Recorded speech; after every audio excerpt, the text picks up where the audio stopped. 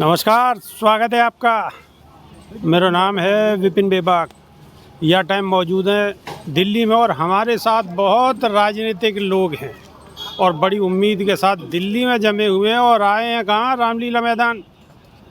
India गठबंधन की rally है ना, अब चाय पे चर्चा चल रही है। मौको हमें मिल गो, हमने कही दो सवाल पूछ लें।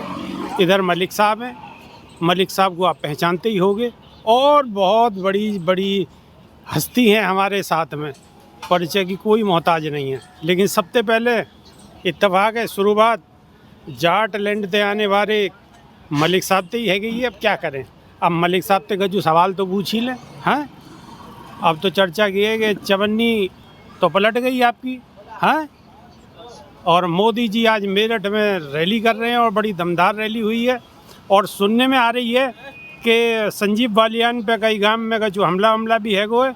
तो कि क्या कहानी है हमला की का जो समझ में नहीं आ रही, यहाँ पे थोड़ा सा प्रकाश डाल दो। जी चौधरी साहब, बिल्कुल आपने सही कहा। कल संजीव बालियान के काफिले पे हमला हुआ, ऐसे समाचार नहीं, ऐसी वीडियो वायरल हो रही।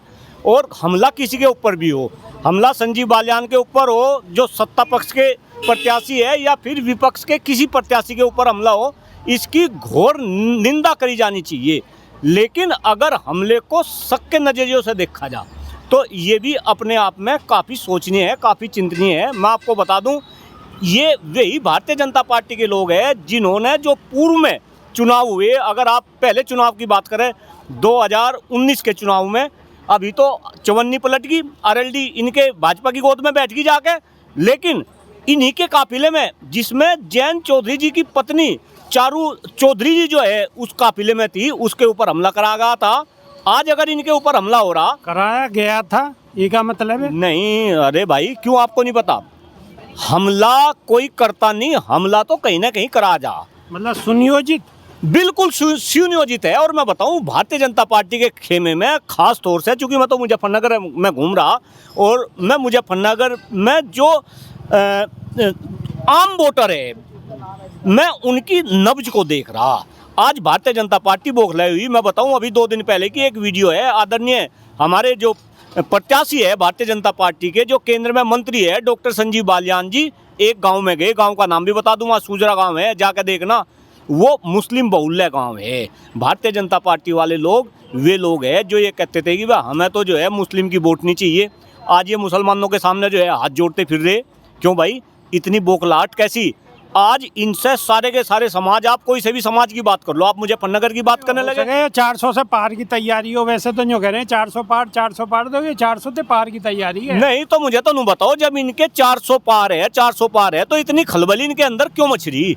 क्यों तो ये विपक्ष को दबाने की कोशिश कर रहे? भाई इन्होंने केजरीवाल को जेल में डलवा दिया, इन्होंने जो है शेरोन जो झारखंड के मुख्यमंत्री थे उन्हें जो है जेल में डलवा दिया।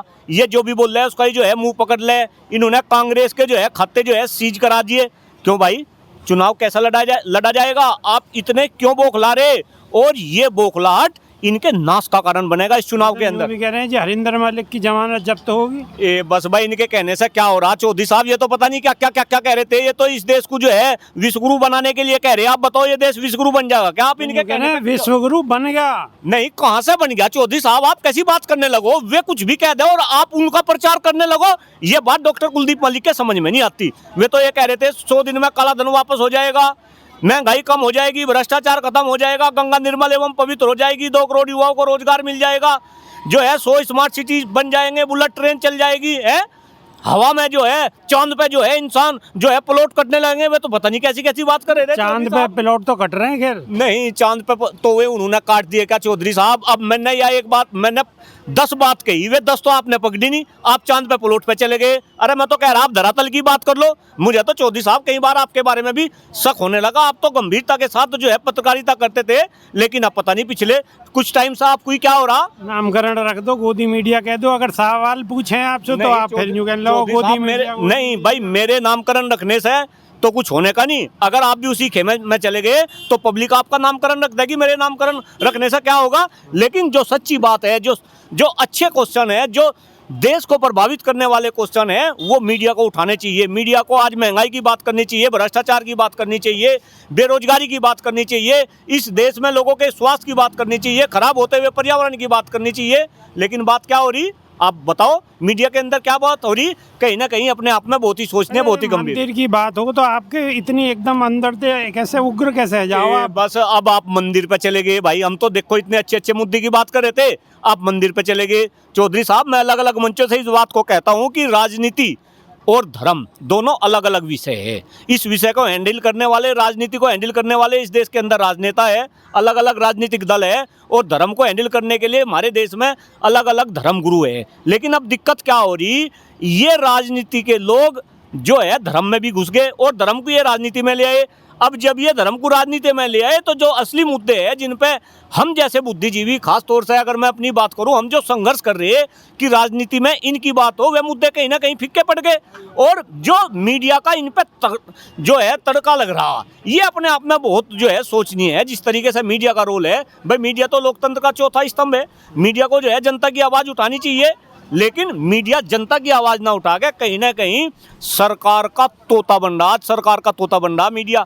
पहले तो सीबीआई को जो है तोता बोला जा रहा था, मैं तो अब मीडिया को तोता कह रहा कि अगर बुरा लगेगा चौधरी साहब आपको, अगर मोदी जी कहेंगे मीडिया को भौंक, तो मीडिया वही भौंकेगी, और ये देश के लिए सबसे बड़ा दुर्भाग्य है। अच्छा, अब एक बात बताओ, आज तो जो आप दिल्ली आए हो, रामलीला मैदान आए हो, और रामलीला मैदान में जहाँ हिसाब से जन मानस इकट्ठो हुआ है और बहुत ज़बरदस्त पब्लिक देखने को मिली है, और पब्लिक में एक उत्साह देखने को मिलो, तो आपकी जो अंतरात्मा तो बहुत खुश है गई होगी। नहीं भाई, इसमें एक्चुअली आपका बहुत बहुत धन्यवाद अगर आप इस तरीके की बात कर रहे हैं। लेकिन मैं आपको ये बताऊं, यही मीडिया वाले लोग होंगे जो शाम को दूसरे टीवी चैनलों पर वहाँ दिखाओगे कि भाई मेरठ में तो इतना जन सैलाब उमड़ा, और जो है वहाँ पे तो जो है कुर्सी भी खाली पड़ी रही है। मैं आपको बता रहा बिल्कुल गंभीरता के साथ।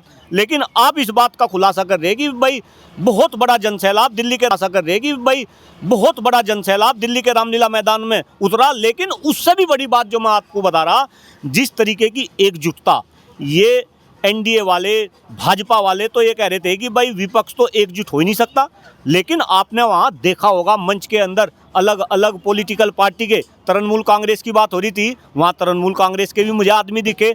और जिस तरीके से वहाँ पे 4 महिलाएं, खास तौर से मैं जनता को याद दिला रहा, केजरीवाल जी की पत्नी, सैरोन साहब की पत्नी, सत्येंद्र जैन की पत्नी, इसके बाद आपके जो है जो उप मुख्यमंत्री जो है दिल्ली के थे उनकी पत्नी, वे जो 4 महिलाएं वो वहाँ पे मंच पे लोगों ने देखी। लेकिन बाद में सोनिया गांधी जी भी वहाँ पे पहुंची। नहीं भाई, सोनिया गांधी जी को मैं अलग कैटेगरी में ले रहा। इनके 4 कोई पति जेल में हैं और उन पे कोई आरोप सिद्ध नहीं हुआ, और वे कब आएंगे ये भी किसी को नहीं पता। तो आज जो संवेदना वहां से जनता लेके गई, और उस संवेदना का जो असर पूरे हिंदुस्तान में होगा। जनता को समझाओ, जनता को नहीं, अरे मैं तो आपको समझा दूं तो जनता को ही समझा दूंगा। चौधरी साहब, दिक्कत तो यह हो रही कि आप भी समझना नहीं चाह रहे। एक बात बताओ, आपके थ्रू ही, आप तो मीडियम हो, आप हमारे और जनता के बीच में मीडियम हो, अगर आप समझ गए तो जनता ही समझ गई। अच्छा, आप इतने गर्म क्यों है जाओ, एकदम उग्र क्यों है जाओ? पानी ला भाई, पानी नहीं। अब आप गर्म की बात करने लगे, भाई हमारा तो खून ही ऐसा चौधरी साहब, अगर हम नॉर्मल बात कर रहे तो इसमें भी आपको गरमाई नजर आवे, तो ये डॉक्टर कुलदीप मलिक की गलती नहीं हो सके, कहीं ना कहीं आप ही गलत हो। मैं तो बिल्कुल शांत स्वभाव में बात कर रहा, और जो हकीकत है, जो जनता की नब्ज है, वो मैं टटोल रहा और वो आपके सामने रख रहा। अच्छा चलो, वो बात तो सही है। अब रामलीला मैदान की स्थिति भी आपको मालूम पड़ गई, और जो है बाकी हर जगह की स्थिति आपको मालूम है। हर समय आप चैनल वैनल पे बैठे ही रहो। अब आप मुजफ्फरनगर में क्या करवा रहे हो? मुजफ्फरनगर में तो कह रहे हैं कि हरिंदर मलिक का जो बहुत सुपड़ा साहब है, कुछ है ही ना। देखिए चौधरी साहब, मैंने आपको पहले भी बताया और मैं अभी भी आपको बता रहा कि मुजफ्फरनगर से भारतीय जनता पार्टी विश्व की नंबर 1 पार्टी बनी, और जिस चाल से वो नंबर 1 पार्टी बनी, वो चाल है केवल और केवल हिंदू मुस्लिम। ये हिंदू मुस्लिम कहीं ना कहीं अब लोगों को समझ आ गया, और इन्होंने तो हिंदू मुस्लिम नहीं, ये तो फिर जातियों में घुस गए। अब इन्होंने जाटू को अलग कर दिया, गुजरू को अलग कर दिया, जो है पिछड़ू को अलग कर दिया, त्यागी को अलग कर दिया। अब तो जाट साथ ले लिए, अब तो जाट साथ ले लिए। चौधरी साहब, आप जाटू पे चढ़ गए। मैं ये कह रहा कि अब ये जो सारी जाति इन्होंने अलग करी, उसी का ही परिणाम भारतीय जनता पार्टी को मुजफ्फरनगर सीट पर भुगतना पड़ेगा। आप तो पत्रकार हो, आप तो पत्रकारिता कर रहे, इनसे त्यागी समाज वहाँ पे नाखुश हो रहा, त्यागियों ने अपना अलग प्रत्याशी उतार दिया। इसके बाद आप जो है पिछड़े समाज की बात करो, बसपा से जो है वहाँ प्रजापति को जो है टिकट समाज के उतारने से तो आपको तो फायदा है। नहीं भाई, अब मेरे साथ ये बात कहलवा दो, मतलब सारी बात मेरे से ही कहलवाओगे। ये पब्लिक है, सब जानती है अंदर क्या है बाहर क्या है, ये सबको पहचानती है। तो जी मलिक साहब ने बड़ी स्पष्ट तरीका दे के दी, ये पब्लिक है और ये पब्लिक सब जानती है और सब पहचानती है। और अब के इरादे मलिक साहब के भी बुलंद हैं और गठबंधन के भी बुलंद नज़र आ रहे हैं। अगर आप रामलीला मैदान नहीं पहुंचे हो तो आपको बहुत सारी सोशल मीडिया पे वीडियो मिल जाएंगी, लेकिन अगर पहुंचे हो तो वहाँ आपने देख ही लिया होगा नज़ारों। और जो इंडिया गठबंधन के जितने भी घटक दल हैं और उनके नेता बड़ी बेबाकी से उन्होंने अपनी अपनी बात रखी है। हमारे